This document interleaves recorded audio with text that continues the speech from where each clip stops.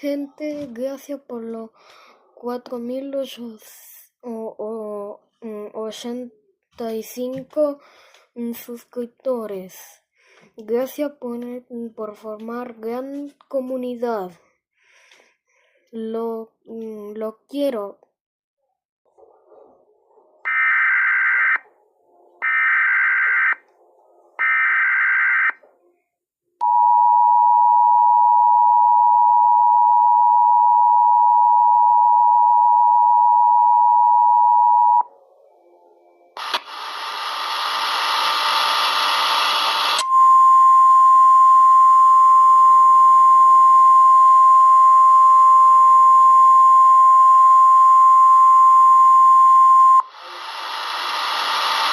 National Weather Service in Indianapolis has issued a tornado warning for northeastern Davies County, Greene County, northern Martin County until 10:15 p.m. Eastern Daylight Time. At 9:31 p.m. Eastern Daylight Time, National Weather Service Doppler radar indicated a severe thunderstorm capable of producing a tornado.